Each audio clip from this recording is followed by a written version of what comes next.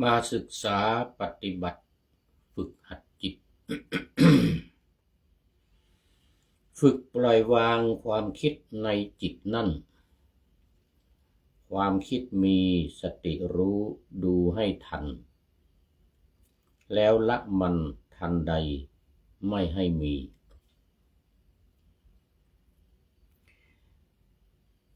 นี้เป็นการแก้กรรม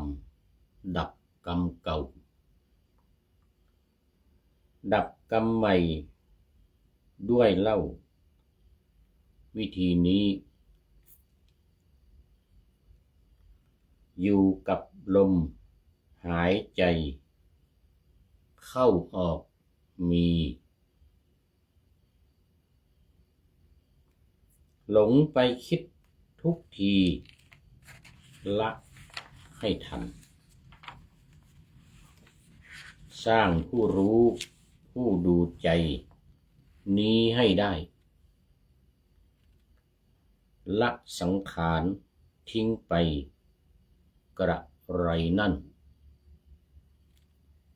ตัวสังขารไม่ดีต้องละมันเหมือนทิ้งภพด้วยนั่นมันดีมาทั้งภพดีไม่ดีที่เราสร้างเหมือนเราวางชาติใหม่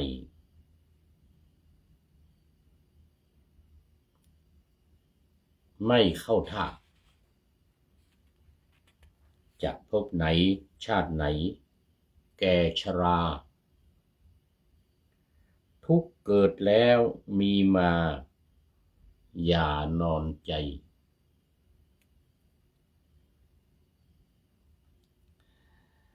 อยู่ประพฤติพรหมจรรย์เมื่อลาภพ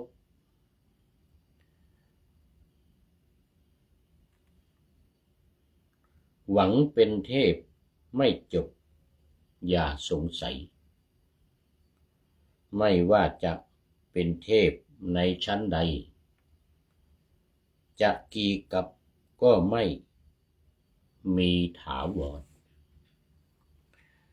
ขอถวายความนอบน้อมแด่พระรัตนตรัยมีพระพุทธเจ้าเป็นต้นขอถวายความเคารพพระมหาเถระพระเถรานุเถระเจ้าคณะพระสังฆาธิการทั่วโลกมีพระเดชพระคุณพระธรรมเสนาบดีเจ้าคณะภาค7วัดพระธาตุวสุเทพเป็นต้นและขออำนวยพรแด่ท่านผู้ฟังท่านผู้ชมสาธุชนพุทธบริษัททั้งหลายมีคุณโยมฝนศรีลาและอาจิตบารัวเป็นต้นโอ้โหวันนี้โยมฝนศรีลาเข้ามาตั้งแต่ไก่ไม่ทันโหสุริโยยังมาจับขอบฟ้าปะหน้าธรรมาสไม่ทันเสร็จโยมฝนศรีลาเข้ามาแล้ววันนี้สุดยอดกราบสาธุสาธุสาธุเจ้าโอ้โมทนาตามมาด้วยอาจิตบารัวจากเกาหลีใต้โอ้โหนี่วันนี้เกาหลีมาแล้ว นานแล้วเนี่ยจิตไม่เข้ามาอาจิตบารัวนี่นามสกุลทางบังคลาเทศนะนี่บารัวนี่เป็นอุบาสกใหญ่หรือชาวพุทธอันดับหนึ่งของประเทศบังคลาเทศนะ ถ้าเราไปจิตตกองนะไม่ว่าจิตตกองก็แถวเมืองหลวงแถวนี่ก็ได้ยินบารัวนี่ก็โอ้ยิ่งใหญ่เป็นชาวพุทธเป็นพุทธบริษัทอุบาสกที่ยิ่งใหญ่ของประเทศบังคลาเทศแต่ว่าตอนนี้อาจิตบารัวไปอยู่ที่ เกาหลีใต้ซะแล้ว โอ้โมทนาโมทนา ตามมาด้วยท่านอาจารย์วิษณุนิติยานนท์สาธุครับผมสาธุสาธุ นู่นจากนครสวรรค์วัดสุบรรณารามตำบลหนองปริงอำเภอเมืองจังหวัดนครสวรรค์เมื่อวันก่อนก็นั่งมากับพระ3 รูปจากกรุงเทพนี่แหละอยู่หนองปริงนี่แหละอยู่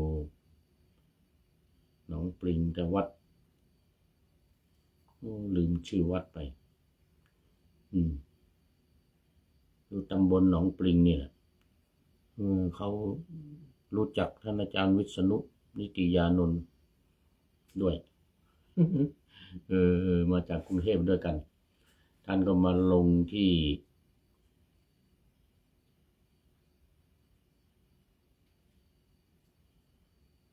อะไรเนี่ยลงแล้วก็นั่งรถย้อนกลับสถานีอะไร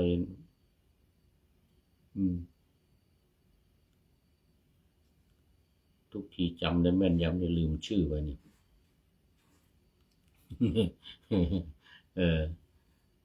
นั่งคุยกันมาโอ้นี่หนองปริงนี่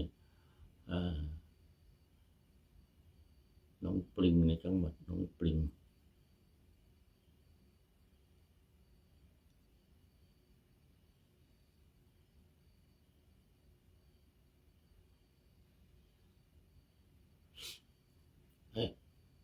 ตำบลหนองปริงอ๋อสาธุสาธุ วันนี้รายการพระไตรปิฎกลอยฟ้าก็ลอยมาจากวัดพระธาตุดอยสุเทพนี่แหละ มาถึงดอยสุเทพเมื่อคืนที่แล้วปรากฏว่าทำรายการไม่ได้โอ้วิษณุนิติยานนท์มหาสมพรมหาสมพรหรือเปล่าครับ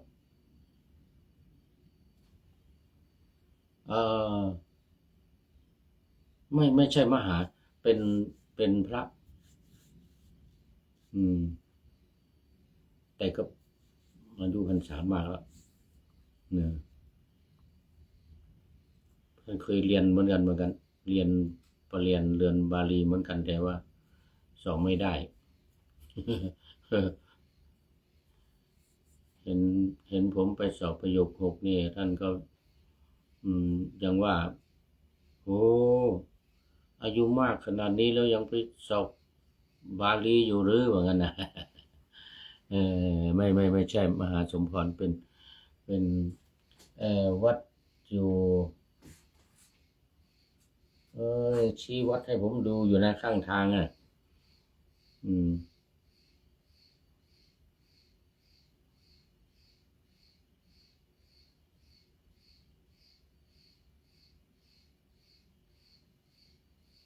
ลืมไป ลืมไปละไม่เป็นไรวันนี้กลับมาวันนี้ก็ทั้งวันมัวยุ่งกับเรื่องของอินเทอร์เน็ตเนี่ยไปต่ออินเทอร์เน็ตจากสถานีมาก็ปรากฏว่ายังใช้ไม่ได้อะไรก็ไม่รู้มันไม่ดี โทรศัพท์นี้ก็อินเทอร์เน็ตไม่มีไปวิ่งหาโน่นไปหน้าวัดโน่นไปที่ทุลุงนัดลงที่ปฐมพยาบาลโน่นนะก็ไม่มีอีกแปลกทุกทีนี่ไปที่หอฉันเนี่ยที่หอฉันนี่ก็มีแล้วแ แต่ว่าปรากฏว่าไม่ใช่เพราะอินเทอร์เน็ตไม่มีเนี่ยมันไม่ใช่อะไร ลงไปที่ลงไปในเมืองตอนเย็นเนี่ยตอนหัวค่ำเนี่ยไปที่ร้านปรากฏว่ามันยังไม่ได้เติม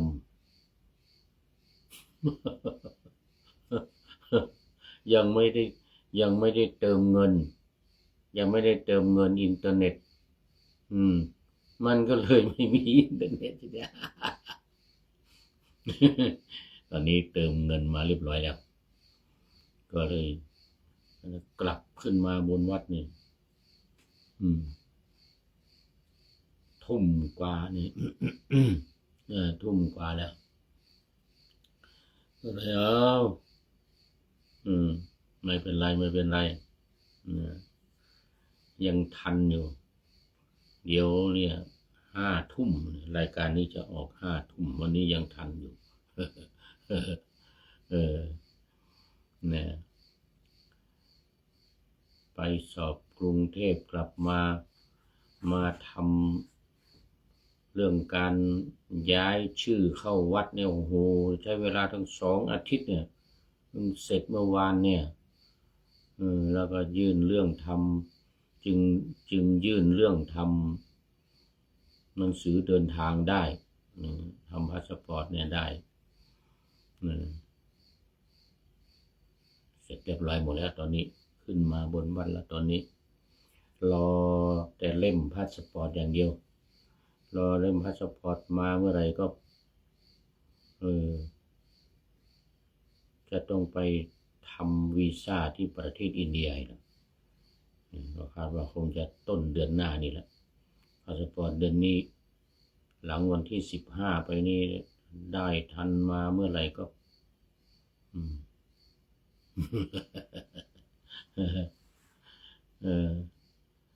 นี่ก็มี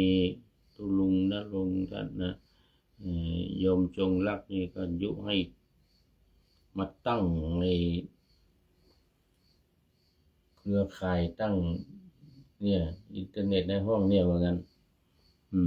แต่ปรากฏว่าเราไม่อยู่นานเดี๋ยวก็จะต้องไปยกเลิกอีกโอ้มันยุ่งยากก็เลยเอาแบบนี้แหละเนี่ยจ่ายเป็นเดือนเนี่ยนะจ่ายเป็นเดือนหรือไม่ก็แบบเติมเงินเนี่ยเมื่อกี้ว่าจะเติมเงินก็เอาบัตรประชาชนไปหายอีกแล้วเมื่อกี้เนี่ยทีนี้ไม่มีบัตรประชาชนก็เลยใช้แบบเติมเงินต่อว่าจะจ่ายเป็นเดือนว่าจะจ่ายเป็นเดือนแต่ปรากฏว่ามันลืมเอาบัตรประชาชนไปหายเดี๋ยววันจันทร์นี่จะต้องไปทำบัตรประชาชนใหม่อีกแล้วเนี่ยเงินยุ่งยากไปหมดเลยทำให้วันนี้ทั้งวันไม่ได้งานไม่ได้การอะไรสักอย่าง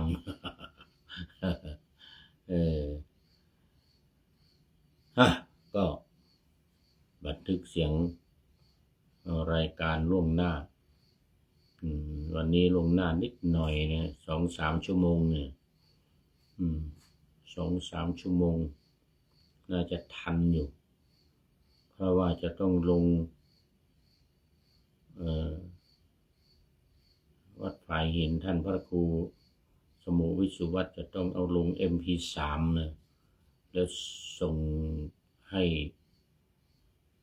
อาจารย์ประสิทธิ์หัวหน้าสถานีโอ้ตอนนี้ขอต้อนรับคุณโยมครูยาโอ้สาธุสาธุครูยากศนว่าเห็นโปรไฟล์ขึ้นมาพระเดชพระคุณหลวงพ่อเจ้าคณะจังหวัดขึ้นมาแล้วนี่ต้องเป็นครูยาแน่ มาแล้วนี่หลวงพ่อนั่งจังก้าอยู่แล้วนี่หลวงพ่อพระเทพมังคลาจารย์วัดธาตุตอนนี้มานอนอยู่ที่อำเภอดอยหล่อนี่พุทธมณฑลสร้างพุทธมณฑล1,000 ล้านบาทโอ้โหนี่เกือบจะเสร็จแล้วว่างั้นขาดเงินทุนอยู่ไม่กี่บาทแล้วว่างั้นนะ กราบไหว้ศาลเจ้านะโอ้ดีใจวันนี้วันนี้จัดรายการเป็นรายการแรกเลยวันนี้เดี๋ยวคืนนี้จะต้องนอนดึกเลยเนี่ยจะต้องจัดรายการเนี่ยคือเนี่ยต้องนอนดึกแล้ว4 รายการเนี่ยทั้งหมดเลยวันนี้เพราะว่าวันศุกร์เสาร์อาทิตย์นี่มัน4 รายการก็จริงแต่ต้องทำ5 ครั้งเนี่ย ธรรมนาวาวังเนี่ยมันมีทั้งตอนเช้า30 นาทีแล้วตอนบ่ายอีก1 ชั่วโมงทำอันเดียวกันก็ไม่ได้ ต้องทำ2 ครั้งต้องทำ2 ครั้งเอาละเดี๋ยวมันจะเสียเวลาจะได้น้อยเนื้อหาสาระได้น้อยเดี๋ยวจะหาว่าน้ำท่วมทุ่งผักบุ้งหลงเหลง เดี๋ยวจะว่าผักบุ้งหลงเหลงเนื้อหาสาระได้น้อยเดียวโอ้นี่มันจะพูดคุยอะไรก็ไม่รู้มาวันนี้ต่อพระไตรปิฎกเล่มที่26เดี๋ยวเล่มที่25วันนี้25ถ้าเล่มที่26นั่นเป็นรายการธรรมนาวาวังแต่ถ้าพระไตรปิฎกนี่เล่มที่25ขุททกนิกายเหมือนกันแต่เป็น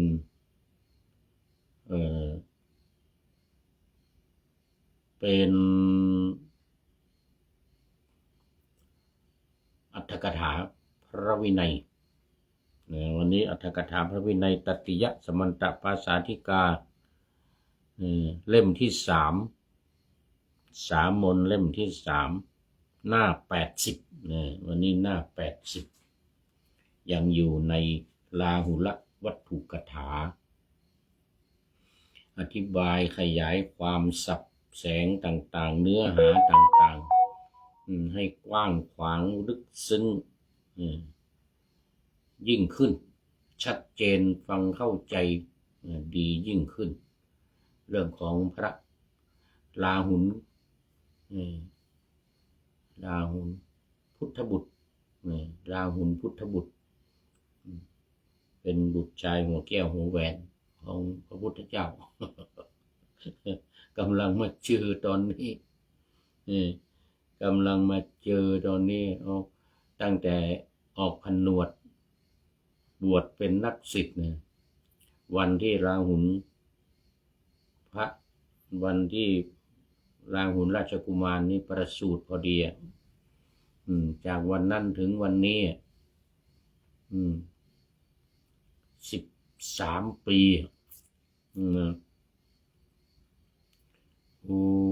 มาเจอแล้วก็มาถึงตอนที่พระเจ้าสุโธทนะสลดพระทัยพระทรงสดับว่าพระกุมารผนวดคือราหุลกุมารเนี่ยผนวดว่าเจ้าสุโธทนะสลดพระทัย โอ้ไม่รู้จะว่ายังไงเสียแล้วเพราะอะไรเพราะมาขอพรจากพระพุทธเจ้าจะมาขอพรคือเป็นห่วงว่าตัวเองเนี่ยได้รับความทุกข์ยากลำบากได้รับความสลดใจเศร้าเสียใจเป็นอย่างยิ่งไม่อยากจะให้คนอื่นเศร้าสลดใจอย่างนี้ที่พระพุทธเจ้าเอาราหุลบวชนี่นะเอา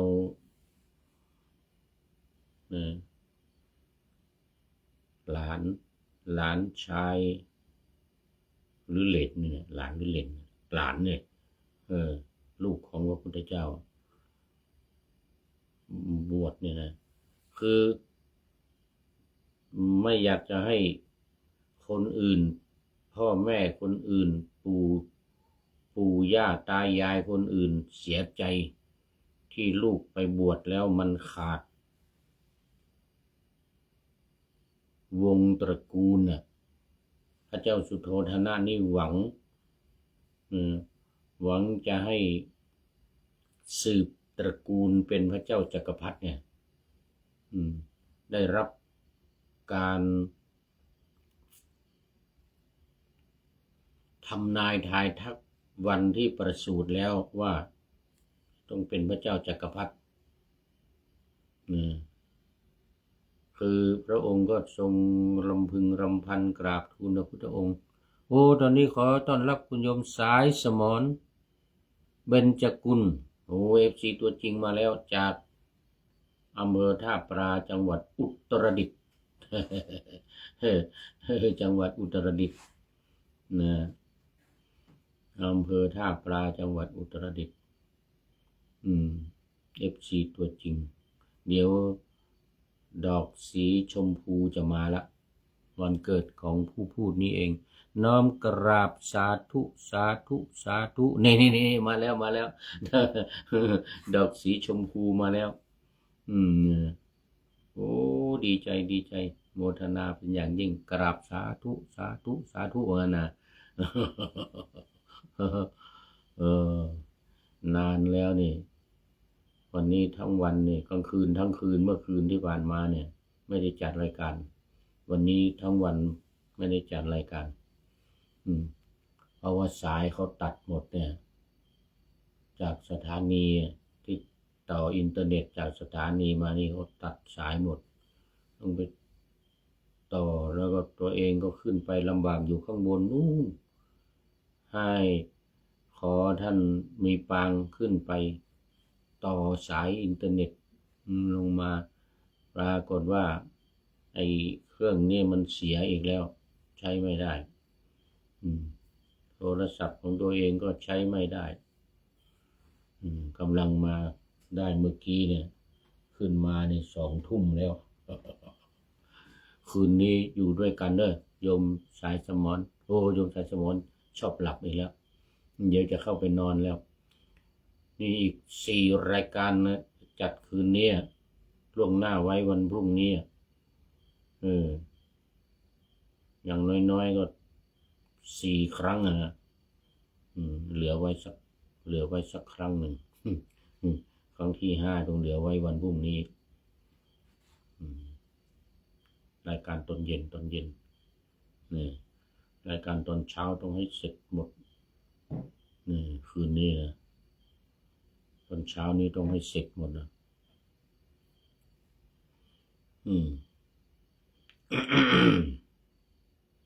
เอาม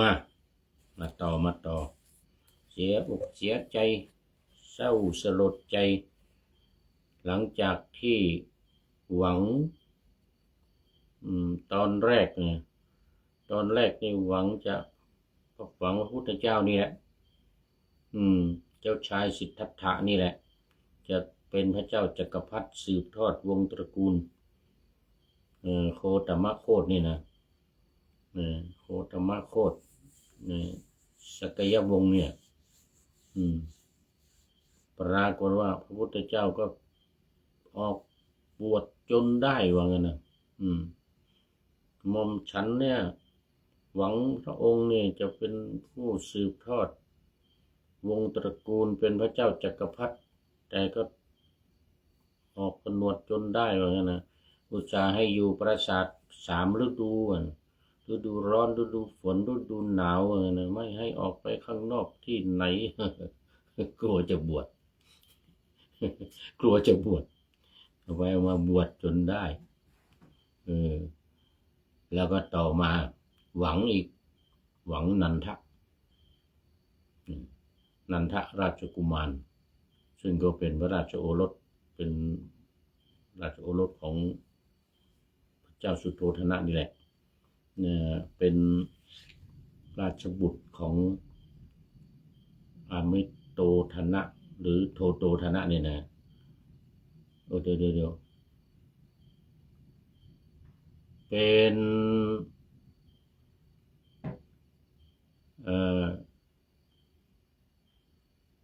็นราชบุตร เป็นเป็นลูกของพระนางมหาประชาบดีโคตมีโอ้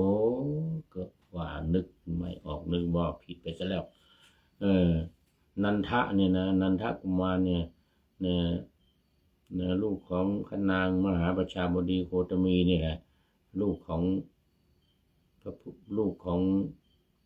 พระเจ้าสุโธทนะนี่แหละบุตรพระราชบุตรของเจ้าสุโธทนะนี่แหละกับพระนางมหาประชาบดีโคตมีนันทกุมารปรากฏว่าวันแต่งงานเนี่ยไม่กี่วันที่ผ่านมาเนี่ยพุทธเจ้าเอาไปบวชซะแล้วนะหมดท่าหมดหวัง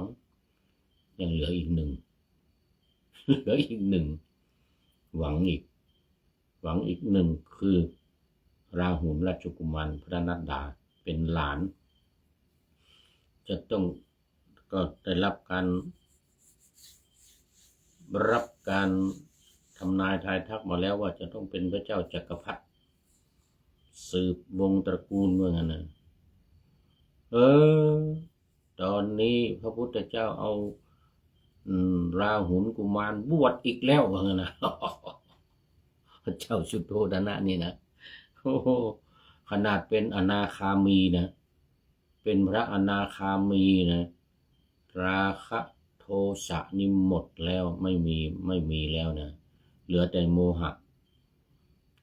เบาโมหะเบาบางเนี่ยไม่มากแล้วยังโศกเศร้าเสียใจยังโศกเศร้าเสียใจเพราะอะไรก็เพราะว่าหมดแล้วคนที่จะสืบวงศ์ตระกูลที่จะเป็นพระเจ้าจักรพรรดิคนที่จะครองราชย์สืบต่อจากพระองค์แล้วก็จะได้รับการทำนายจะเป็นพระเจ้าจักรพรรดิด้วยทั้งสามคือเจ้าชายสิทธัตถะนี่นะเจ้าชายนันทะนี่นะแล้วก็เจ้าชายราหุลนี่นะ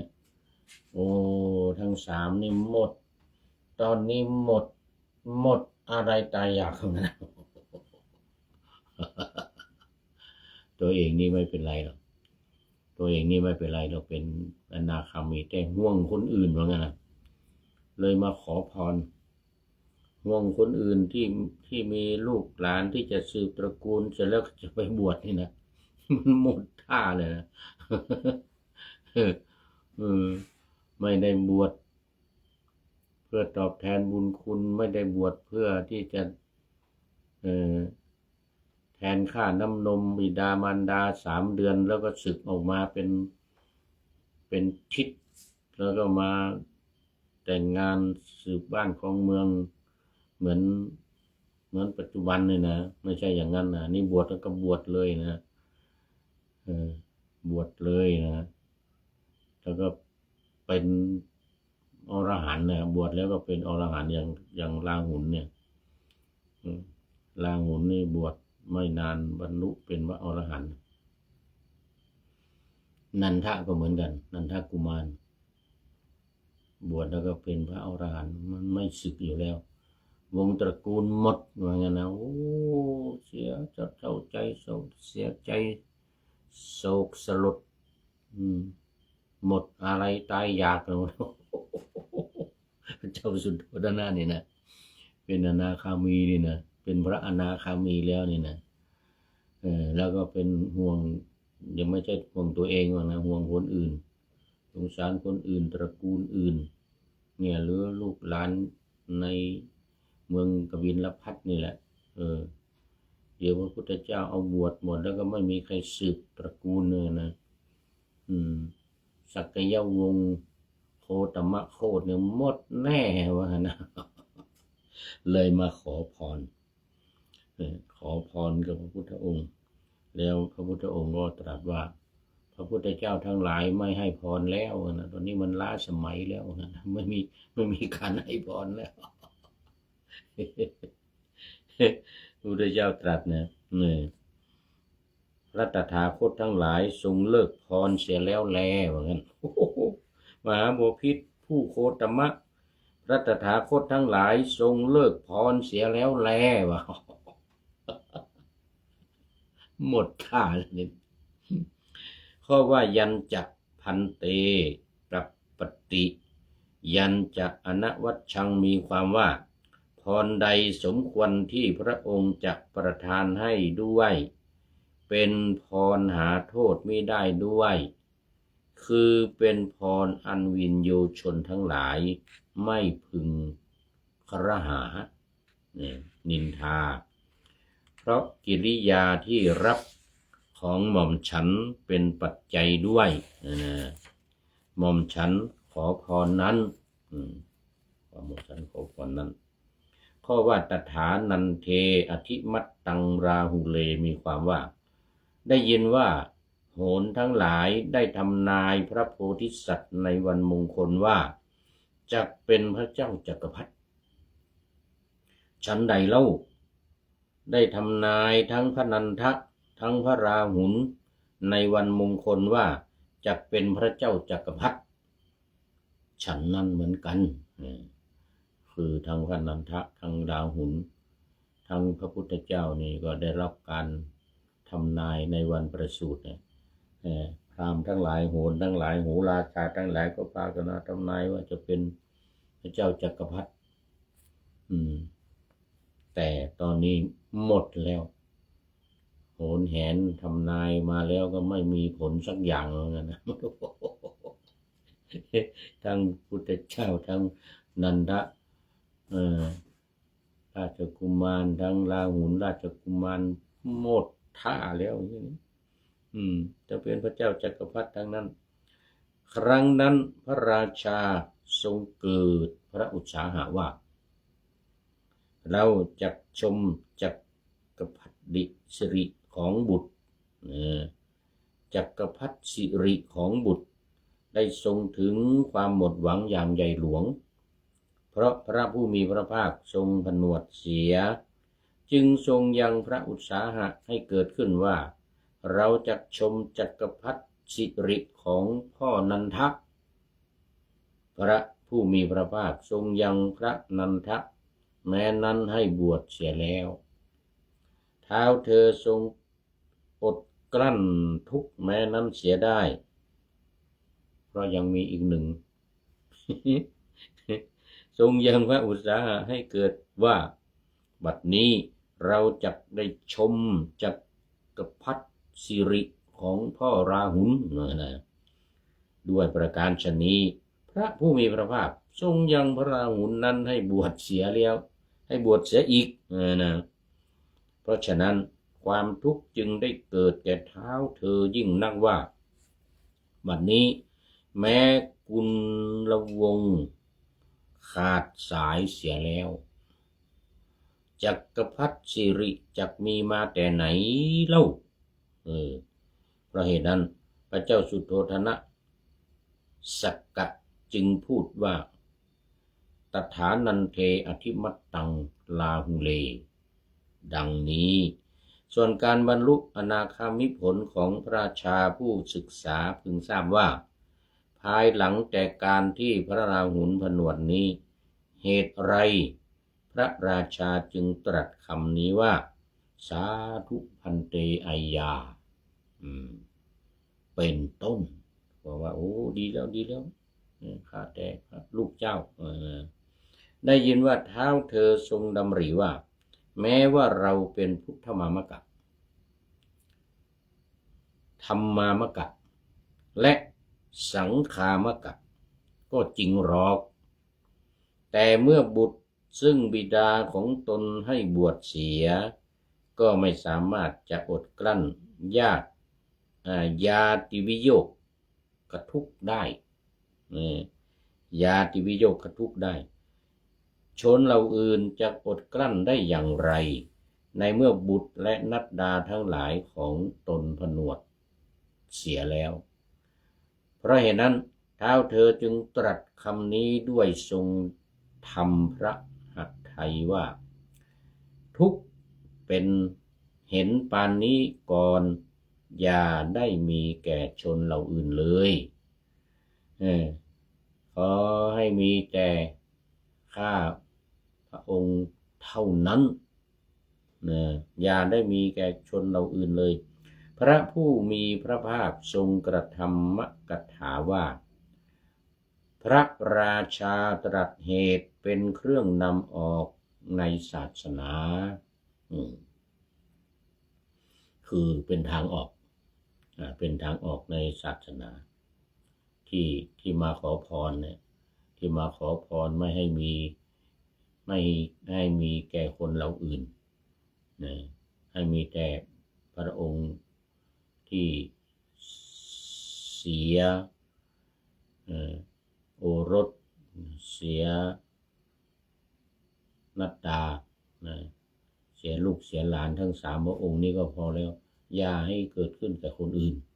อันนี้เป็นทางออกเหมือนกันนะพุทธองค์ตรัสว่านี่เป็นทางออกของศาสนาเราในการที่จะให้กุลบุตรกุลธิดาทั้งหลายออกบวชการที่พระเจ้าสุโธทนะมาขอพรในครั้งนี้ก็ถือว่าเป็นการดีเป็นแนวทางที่ดีเป็นทางออกที่ดีสำหรับศาสนาของเราที่จะดำเนินการเหมือนกันนะแล้วทรงบัญญัติสิกขาบทว่าภิกษุทั้งหลายบุตรที่มารดาบิดาไม่อนุญาตไม่ควรให้บวชดังนี้บุตรที่มารดาบิดาไม่อนุญาตไม่ควรให้บวชคำว่าบุตรในที่นี้รวมถึงธิดาด้วยนะรวมถึงธิดาด้วยรวมถึงผู้หญิงด้วยรวมถึงผู้หญิงด้วยแต่ตอนนั้นผู้หญิงยังไม่บวชคือยังไม่มีคำว่าธิดามีแต่คำว่าบุตรมีแต่คำว่าบุตรดังนั้นอัตถกถาจารย์จึงกล่าวว่าคำว่าบุตรนี้คำว่าธิดาก็หมายถึง ทรงหมายถึงในคำว่าบุตรนี้ด้วยบรรดาบทเหล่านั้นบทว่ามาตาปิตูหิพระผู้มีพระภาคตรัสหมายเอาชนนีและชนกคือหมายถึงพ่อกับแม่หมายถึงพ่อกับแม่ถ้ามีทั้งสองต้องลาทั้งสองถ้าบิดาหรือมารดาตายเสียแล้วผู้ใดยังเป็นอยู่ต้องลาผู้นั้นเช่นบุตรคนโตก็ถือว่าเป็นบุตรคนโตหรือว่าพี่ชายน้องชายนะเป็นญาติใกล้ชิดเป็นญาติใกล้ชิดหรือเป็นภรรยาอย่างนี้หรือใครที่ดูแลต้องลาคนนั้นตอนนี้ขอต้อนรับสังทองมาแล้วสังทองแสงธรรมหรือแสงทองแสงธรรมเนี่ยนะแสงทองแสงธรรมอันนี้FCตัวจริงกราบสาธุครับพระอาจารย์เนี่ยโมทนาเป็นอย่างยิ่งสาธุดีใจแสงทองแสงธรรมผู้นามประกาศว่าแสงทองแสงธรรมดีมากเป็นพระหรือเปล่าเนี่ยไม่ได้ไปดูในโปรไฟล์นะสีขาวๆน่าจะไม่ใช่โมทนานะ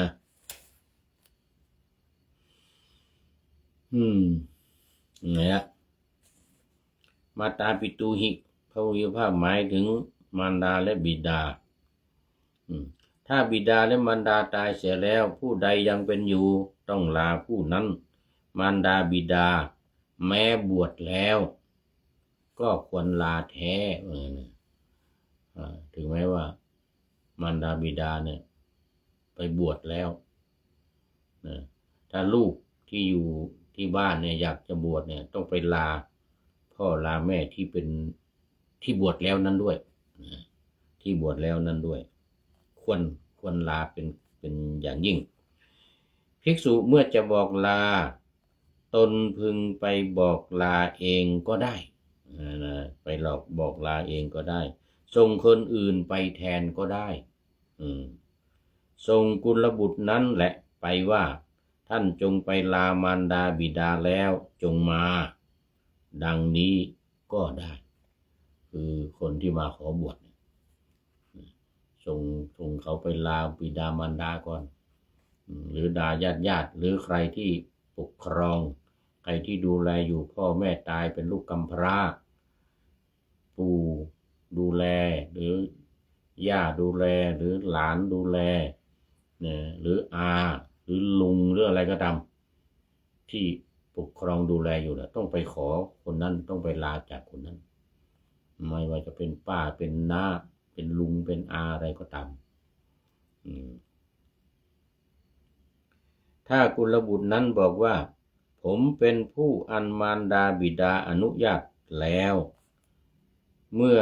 เชื่อพึงให้บวชบิดาบวชเองแล้วเป็นผู้ใคร่จะให้บุตรบวชบ้างจงบอกเล่ามารดาแล้วจึงให้บวชสมมติว่าพ่อมาบวชแล้วแต่อยากจะให้ลูกบวชต้องไปลาแม่ก่อนหรือมารดาใคร่จะให้ธิดาบวชจงบอกเล่าบิดาก่อนแล้วจึงให้บวชถ้าจะให้ลูกสาวบวชนี่แล้วก็บิดาก็บวชเป็นพระอยู่แล้วเนี่ยก็ต้องไปลาบิดาก่อนต้องไปเล่าให้บิดาฟังเป็นลาทั้งที่เป็นพระอยู่นั่นแหละถ้าได้รับการอนุญาตก็จึงให้บวชบิดาไม่มีความใยดีด้วยบุตรภริยาหนีไปเสียมารดามอบบุตรแก่ภิกษุทั้งหลายว่าขอท่านทั้งหลายให้บุรุษนี้บวชเถิดเมื่อภิกษุกล่าวว่าบิดาของเขาไปไหนเขาบอกว่าหนีไปแล้วหนีไปเพื่อเล่นในจิตตเกลีว่างั้นนะจิตตเกลีเสร็จแล้วการเล่นต่างๆซึ่งทำให้ใจเพลิดเพลินเรียกว่าจิตตเกลีสมควรให้บุรุษนั้นบวชได้มารดาหนีไปกับชายบางคนเสียฝ่ายบิดามอบให้ว่าขอท่านทั้งหลายจงบวชเถิดแม้ในบุตรนี้ก็ในนั้นเหมือนกันคือถ้าเมียเนี่ยหนีไปกับกิ๊กหายไปแล้วพอจะบวชลูกเนี่ยก็บอกพระว่าโอ้ไม่อยู่แล้วเมียผมหนีไปกับกิ๊กแล้วอย่างนี้นะ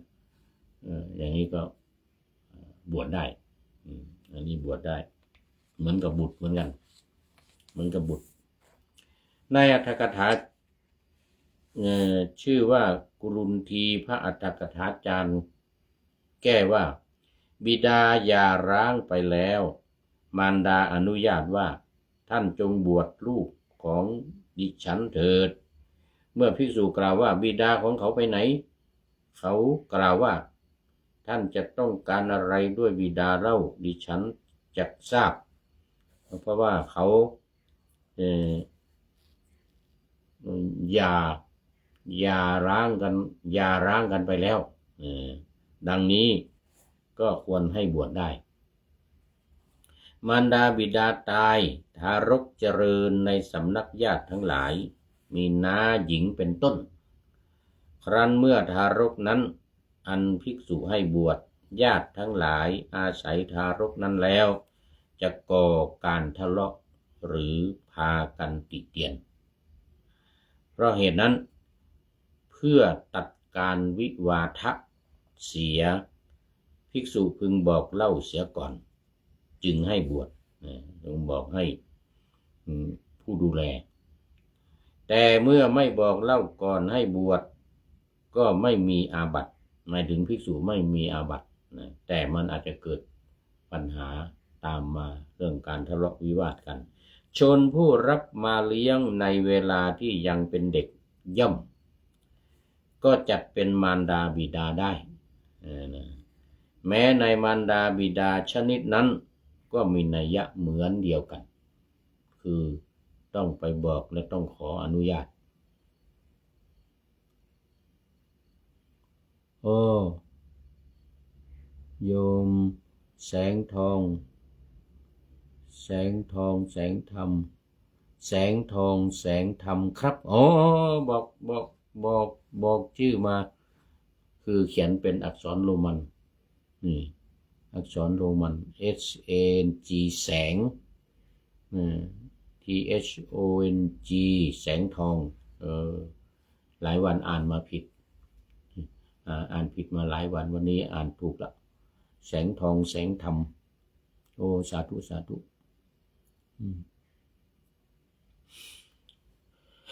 โมทนานี่พูดถึงเรื่องลูกบวชสืบเนื่องมาจากราหุลราชกุมารคือจากราหุลถ้าแม้เขาบวชแล้วเดี๋ยว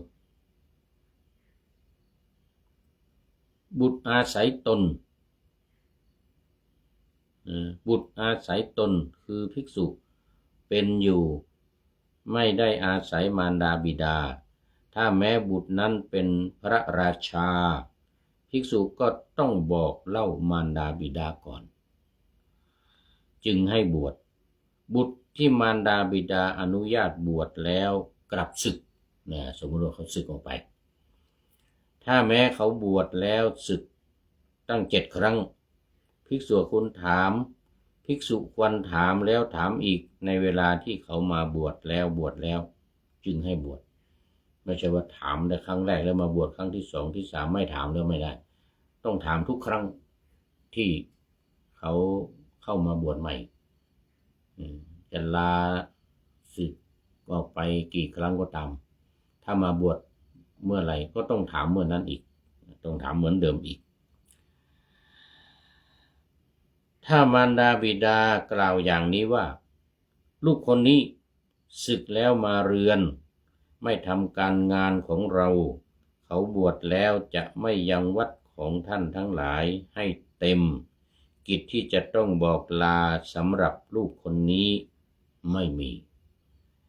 ท่านทั้งหลายพึงยังเขาซึ่งมาแล้วให้บวชเถิดคนขี้เกียจศึกไปแล้วก็ไม่ช่วยงานช่วยการพ่อแม่กินแล้วก็นอนแล้วก็กินอย่างนี้บวชก็บวชเถอะ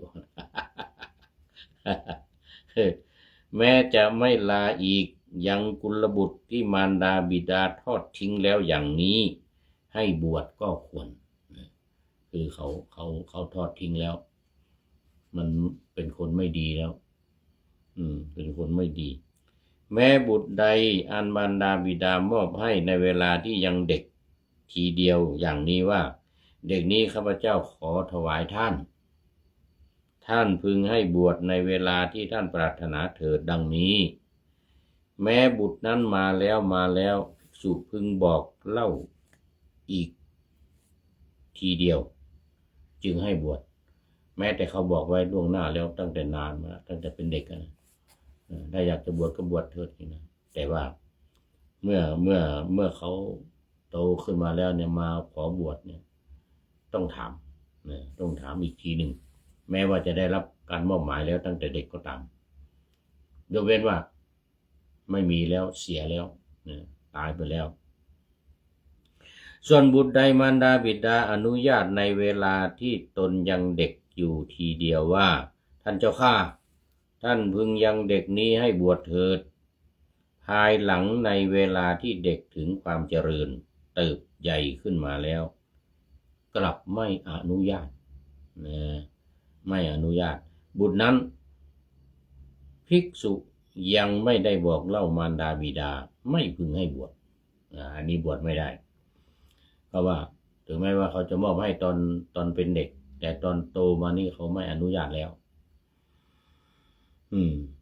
จึงกล่าวว่าข้าพเจ้าไม่ไปเดี๋ยวขอท่านบุตรคนเดียวเที่ยวไปกับมารดาบิดากล่าวว่าขอท่านจงให้ข้าพเจ้าบวชเถิดและเขาอันภิกษุกล่าวว่าท่านจงบอกลาแล้วจึงมาจึงกล่าวว่าข้าพเจ้าไม่ไปถ้าท่านไม่ให้ข้าพเจ้าบวชข้าพเจ้าจะเผาวิหารเสียขู่จะไม่ให้บวชจะเผาวิหาร หรือจะประหารพวกท่านด้วยสัตราเอาจะเอามีดมาฟันนี่แล้วหรือจะก่อความชิบหายด้วยผลาญสวนเป็นต้นเผาสวนของญาติและอุปถากทั้งหลายของพวกท่านหรือว่าข้าพเจ้าจะตกต้นไม้ตายโดดตรงต้นไม้จะตกต้นไม้ตายหรือจะเข้าไปยังท่ามกลางโจรจะไปเป็นโจร หรือจะไปประเทศอื่นดังนี้สมควรให้เขาบวชเพื่อต้องการรักษาชีวิตไว้เท่านั้นและถ้ามารดาบิดาของเขามาพูดว่าเหตุอะไรจึงให้บุตรของท่านบวชของพวกเราบวชเล่าภิกษุพึงบอกเนื้อความนั้นแก่เขาทั้งหลายแล้วพึงกล่าวว่าฉันให้เขาบวชก็เพื่อจะป้องกันไว้ไม่ให้เขาตายท่านทั้งหลายจงสอบสวนบุตร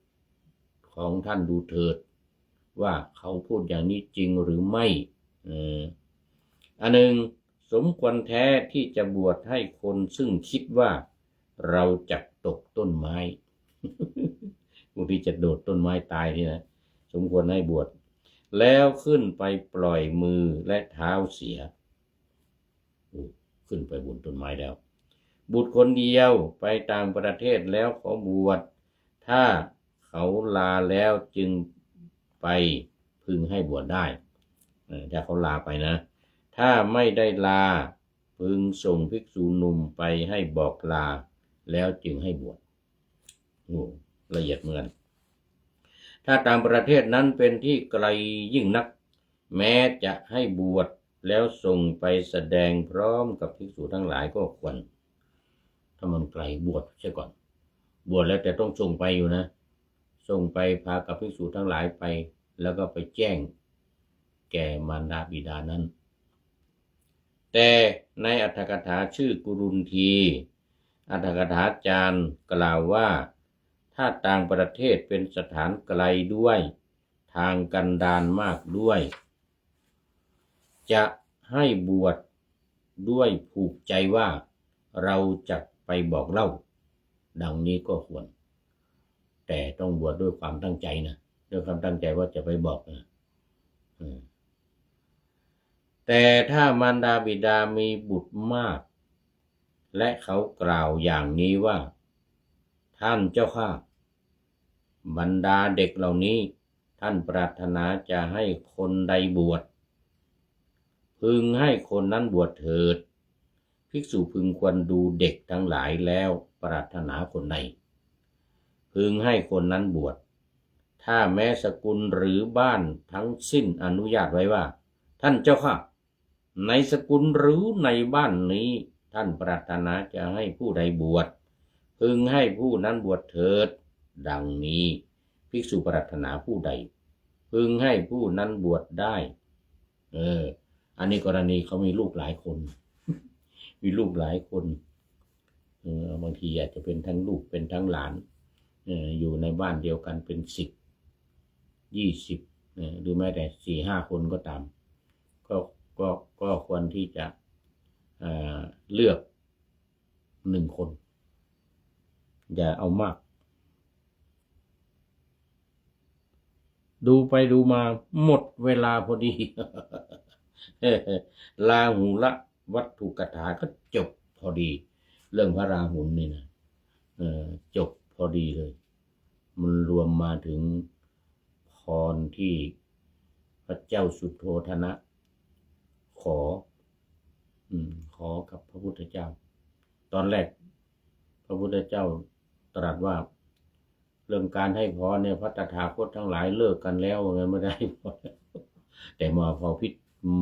พอมาพิจารณาถึง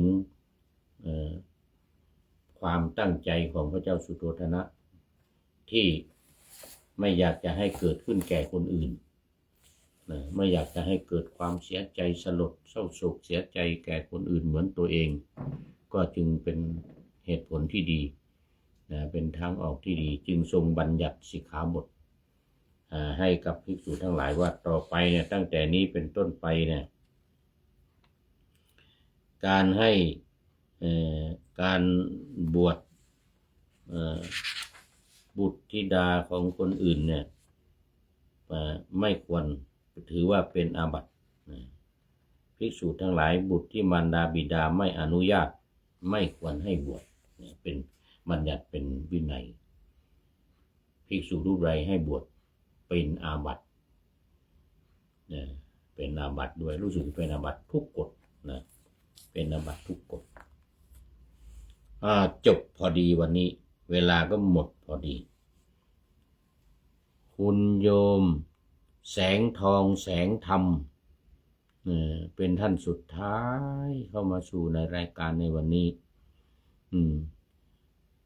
โมทนาเป็นอย่างจริงรวมท่านอื่นๆที่เข้ามาแล้วผ่านไปแล้วทุกท่านมาดูข้อคิดท้ายรายการวันนี้ได้จากอภิเดชผลนาคนำมาเป็นข้อคิดท้ายรายการหลายครั้งแล้วอภิเดชผลนาคเป็นบทประพันธ์ยาวมาก วันนี้เขียนว่ามาศึกษาปฏิบัติฝึกหัดจิตฝึกปล่อยวางความคิดในจิตนั่นความคิดมีสติรู้ดูให้ทันแล้วละมันทันใดไม่ให้มีนี้เป็นการแก้กรรมดับกรรมเก่าดับกรรมใหม่ด้วยเล่าวิธีนี้อยู่กับลมหายใจเข้าออกมีหลงไปคิดทุกทีละให้ทันคือกำหนดลมหายใจเข้าออกถ้าผมไปคิดอีกก็ต้องละมันอีก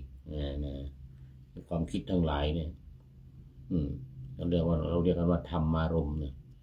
อารมณ์คือความคิดที่เกิดกับใจเราสร้างผู้รู้ผู้ดูใจนี้ให้ได้ละสังขารทิ้งไปกระไรนั่นตัวสังขารไม่ดีต้องละมันเหมือนทิ้งภพด้วยนั่นมันมีมาทั้งภพดีไม่ดีที่เราสร้างเหมือนเราวางชาติใหม่ไม่เข้าท่าจะพบไหนชาติไหนแก่ชราทุกเกิดแล้วมีมาอย่างอย่านอนใจอยู่ประพฤติพรหมจรรย์เพื่อละภพในที่นี้หมายถึงตำแหน่งหน้าที่การงานอะไรต่างๆนะไม่ได้หมายเฉพาะถึงที่เกิดเท่านั้นนะหมายถึงสิ่งที่เกิดขึ้นตำแหน่งหน้าที่การงานเนี่ยเป็นนายกรัฐมนตรีอย่างนี้ตำแหน่งต่างๆแม้แต่ว่าเป็นพ่อบ้านแม่เรือนเป็นอะไรต่างๆถือว่าเป็นตำแหน่งเป็นหน้าที่ถือว่าเป็นภพทั้งนั้นโดยเฉพาะก็ที่อยู่ที่อาศัยอยู่ประพฤติพรหมจรรย์เพื่อละภพหวังเป็นเทพไม่จบอย่าสงสัยไม่ว่าจะเป็นเทพในชั้นใดจะกี่กับก็ไม่มีถาวรเทพเทวาทั้งหลายอินพรหมทั้งหลายก็เป็นภพหนึ่งเหมือนกันเป็นภพของเทพเป็นภพของเทวดาถือว่าไม่จบถ้าจะให้จบภพนี้ก็ต้องให้หมด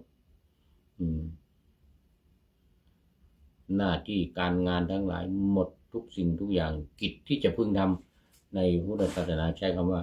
กิจที่จะพึงทำไม่มีแล้วกิจที่จะพึงทำทั้งหลายไม่มีก็คือภพทั้งหลายไม่มีนั่นเองแล้ววันนี้ขอบคุณอภิเดชผลนาคเป็นอย่างยิ่งขอนำพระไตรปิฎกลอยฟ้าไปจากผู้ฟังทั้งหลายในโลกล่าวันต่อไปจะได้จรย้อนกลับมาสู่สถานีใหม่ให้ท่านฟังอย่าลืมเปิดวิทยุหรือเครื่องรับโทรศัพท์โมบายคอมพิวเตอร์ผัง YouTube เฟซเพจไลน์ให้ดังๆ เพื่อชมฟังรายการวันต่อไปโอ้ตอนนี้ขอโมทนาผู้ใช้นามปากกาว่าสัมธรรมนะสัมธรรมเหมาะการกราบสาธุครับว่างั้นนะโอ้โหท่านสุดท้ายจริงๆในวันนี้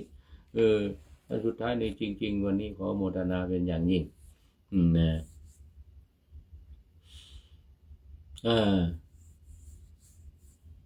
ขอทุกท่านมีความสุขทุกคืนวันนำธรรมะประกอบการงานทั้งหลายเช่นขยันทำงานทางวาจากายใจขวัญขวายกิจการงานนานาบำเพ็ญสาธารณประโยชน์เว้นสิ่งที่มีโทษโหดเยี่ยงสาประกอบแต่กรรมดีมีราคาแสวงหาเงินทองครองใจคนเสียสละพระทรัพย์นับมากน้อยไม่ให้ล้านก็ให้ร้อยไม่ด้อยผลเอื้อคนรวยช่วยคนยากฝากคนจนให้ทุกคนเท่ากันมาตรฐานเดียวขอเจริญพร